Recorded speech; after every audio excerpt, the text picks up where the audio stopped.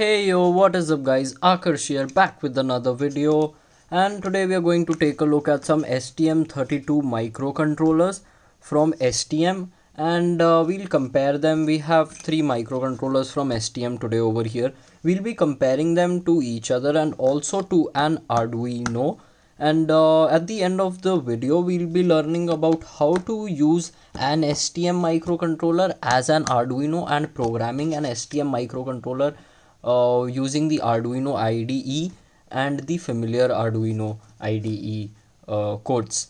So if you're interested in that, stay tuned to the video.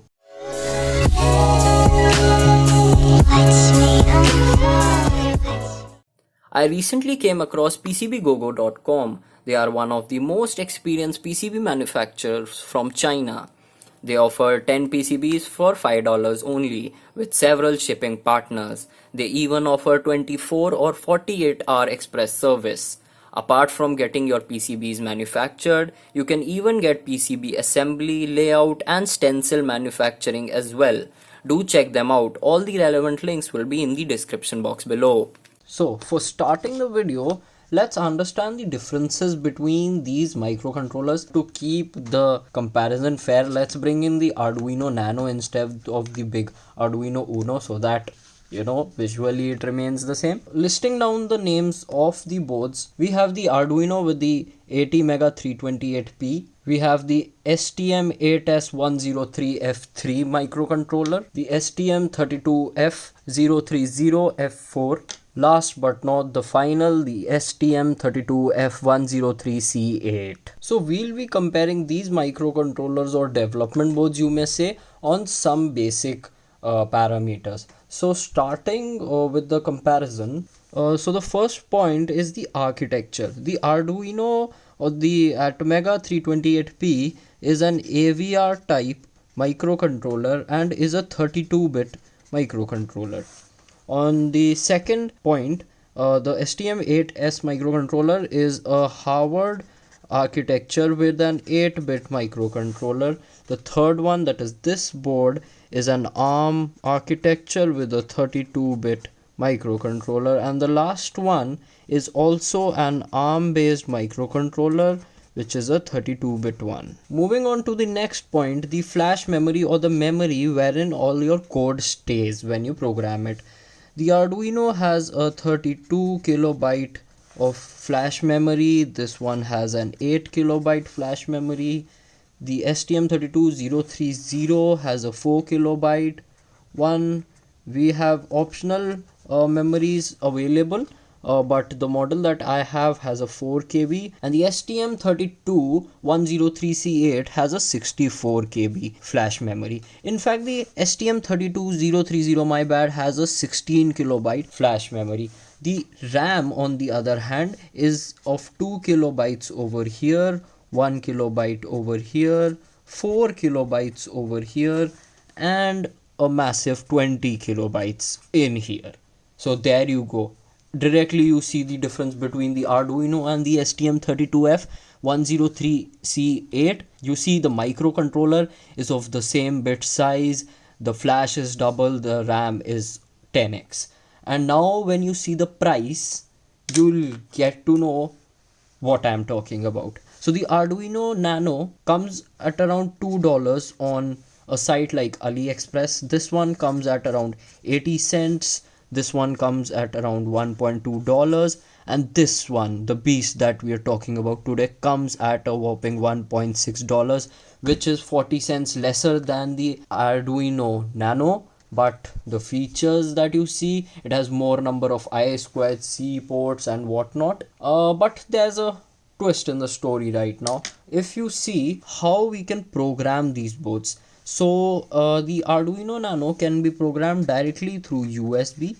The STM8S103F3 can be programmed using something like this. This is the ST-Link V2 from ST microcontrollers, and you need to have this programmer to program this. So USB is not a viable solution for the Arduino. You can directly plug in the USB cable over here and connect it to your computer, and boom, you can upload the code. But in this one, you need to have an ST-Link. In this one, there is some advantage. So ST-Link can be used to program this microcontroller. Along with this, you can also use a USB to serial adapter, something like this, an FTDI board to program this. So I'll write FTDI over here, but this feature doesn't come out of the box. You need to install some libraries, some files onto your computer, and we'll be probably doing that for this on the next video or maybe some future video. But this does not, this feature you cannot use this feature out of the box. ST-Link can be used, but again you won't be able to program any of these directly out of the box using the Arduino IDE. You'll have to use their STM software to program these. Now on the final microcontroller that we are focusing on today, you can obviously program it using the ST-Link, and you can again program it with an FTDI. And the twist in the story is that you can program the STM32F103 with a USB cable as well. Yes, that is right. You can directly plug in the USB cable in here and plug the other end of the USB cable to your computer or your laptop, and boom, you can upload the code from the Arduino IDE. But again, all that feature does not come out of the box. There is a procedure that we need to follow, which we'll be looking at in a few minutes, and we'll be programming this board, which is also called as a blue pill, using the Arduino IDE, just like we program the Arduino Nano, win a lesser price in 10 times more RAM and double the flash memory. So that is about it of the comparison. Now looking at more features, like the number of pins are definitely more in the STM32F103 that we'll be focusing today on. In comparison to the Arduino, the STM32F103C, it also has 2 SPI buses, 2 I2C buses, 3 USART buses, 1 USB bus and 1 CAN bus as well, with a total number of 37 GPIOs and a couple of 12-bit ADC channels. It's 10 channels with a 72 megahertz processor speed. There's one disadvantage over here, that all the STM microcontrollers work on the 3.3 voltage level and not on the 5 volt level as the Arduino does. Yes, that is a trade-off that you'll have to do, and you'll have to add some logic level converters if you need to bump up to the 5 volt level for your signals.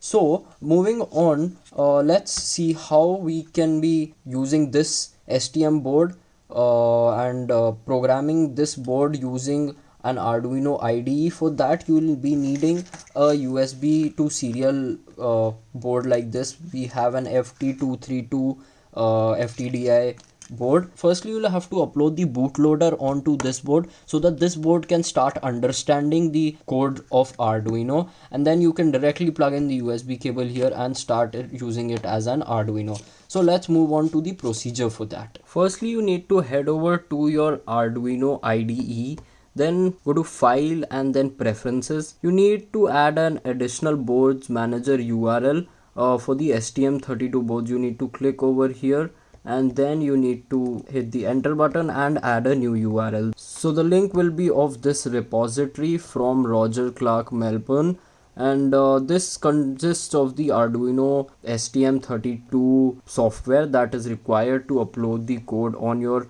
STM32, and I'll be providing that link in the description box below along with in my instructables for this.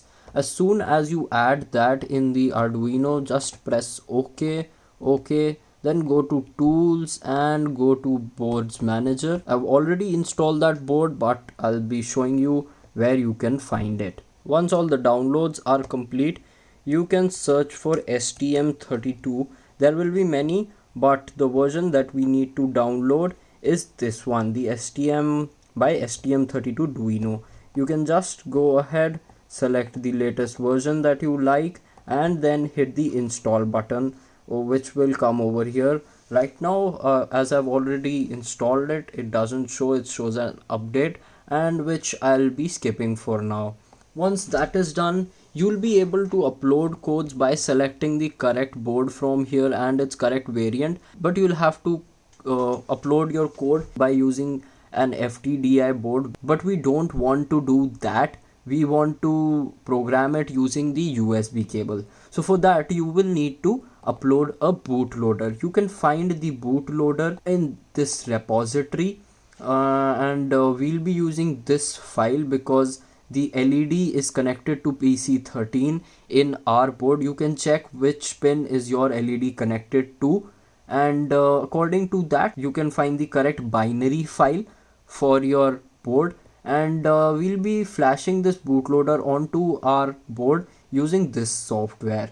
So you can hit the guest software button, extract the file, and then open the flasher tool. And you also need to save the relevant binary file in the same folder. Before that, we'll just prepare our hardware, and we'll be connecting our FTDI board to the STM32. So to upload the bootloader, let's understand the connection diagram between the blue pill or the STM board that you can say and the FTDI board.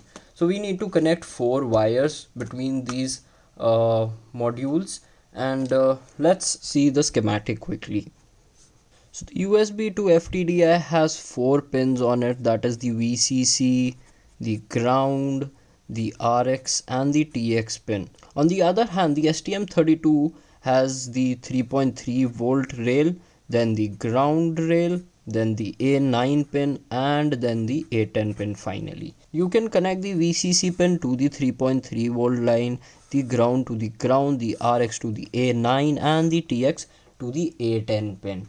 Just a side note and a word of caution that just set the FTDI board to 3.3 volts using this jumper. So align this jumper towards the right side. If you put it on the left side, that is the 5 volt, there are chances that you will be blowing up your blue pill QT board. So just keep that in mind of setting it to the 3.3 volt and never supplying 5 volt or higher to this board. Doing that connections and moving back to the computer.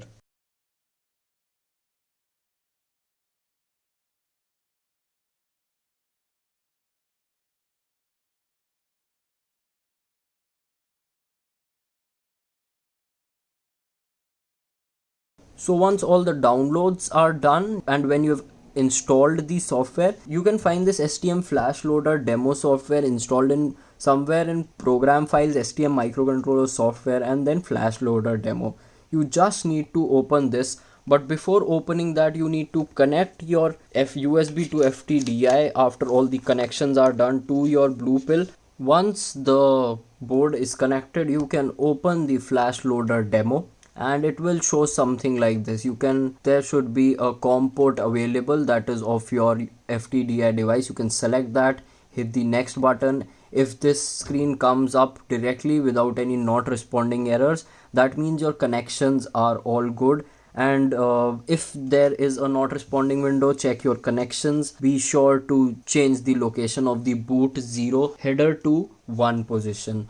Once this is green and it says target is readable, you can select the next and it'll auto select the target. All the locks for the read and write pages should be green. You can check that, and when that is done and checked, you can hit the next button. You can select the download to device and you need to locate the binary file that you have by pressing the 3 dots. So I have the binary file in the same folder. You just need to change this from .s19 to binary and your file pops up right in there. You need to select that binary file and then you need to hit the next button.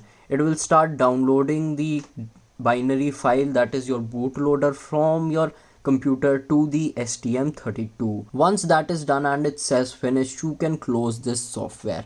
Now remember, before unplugging the board from your computer, you need to switch the position of the boot 0 jumper back from 1 to 0, and then only you can remove the power. If you remove the power before that, all the bootloader will get deleted from the microcontroller and you'll have to repeat that process again.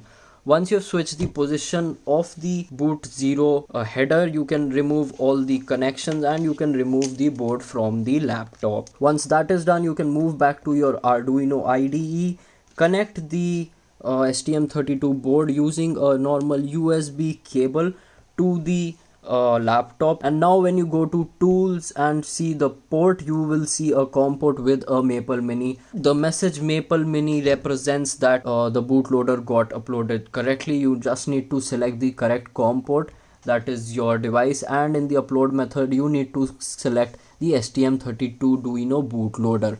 Once that is done, you just need to hit the upload button. We have the Blink sketch loaded as an example, and you need to hit the upload button, and as soon as the upload is done, you'll see the LED blinking. So guys, now that we have successfully used the Arduino IDE and programmed the STM32103C8 microcontroller using just a USB cable, our agenda has been achieved, and we have been successfully able to use this as we would have used an Arduino, and we now know that this is more powerful than the Arduino Uno or the Arduino Nano, and is cheaper as well. So go ahead and give this a try yourself, as now there are no barriers. You'll be using the same Arduino IDE and the same syntax and codes for the STM32, and we'll be probably doing the same exercise for this board as well, but we'll be able to only program this